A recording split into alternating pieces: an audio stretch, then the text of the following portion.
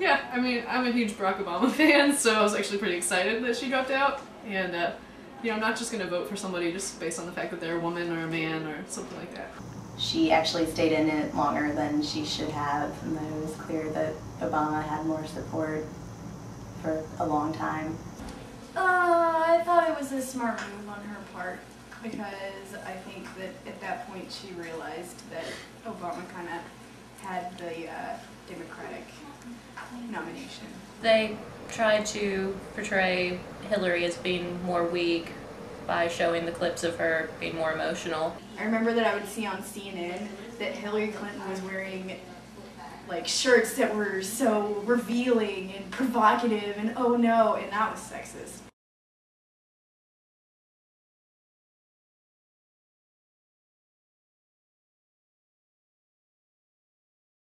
Picking Sarah Palin was kind of a cheap shot on McCain's campaign's part. Like, the minute I saw her and heard her story, I knew I felt anyway, that they basically picked her just to pick up on unsatisfied Hillary Clinton supporters. Because I just think she's extremely unqualified.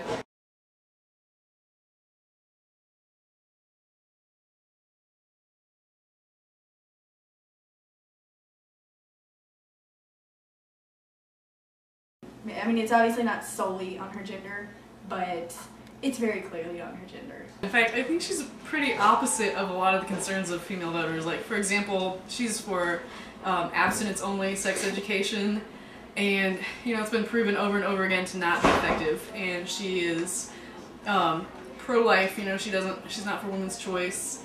And I just think a lot of issues she has are really not actually for women, so it's kind of ironic. Because she's a horrible running mate. I mean, she is not a good choice because a lot of, well, I can get into that all day. I think they've just made the assumption that women are going to vote for a woman and that there aren't any other issues that, you know, me as a woman or other women are going to think about.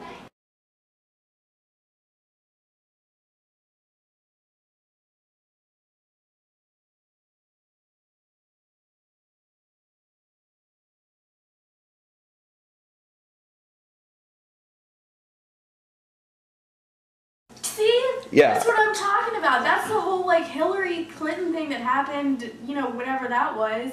And you get on CNN, oh my god, she's showing boobs. I think that's totally irrelevant. I remember seeing an article, like, both on TV and on CNN, probably like a month or two ago, about, like, John McCain's shoes.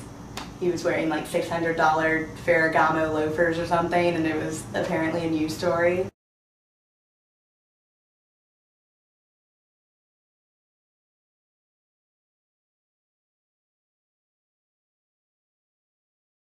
You know, I think overall that's harmless, and I would hope that the majority of the American population doesn't rely on, like, what Matt Damon says or an impression that Tina Fey does to decide who they're going to vote for.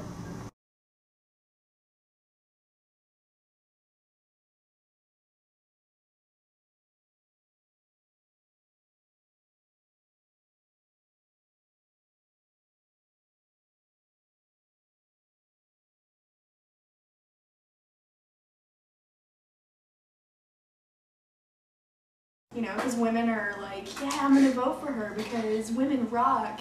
That's a stupid reason to vote for anybody.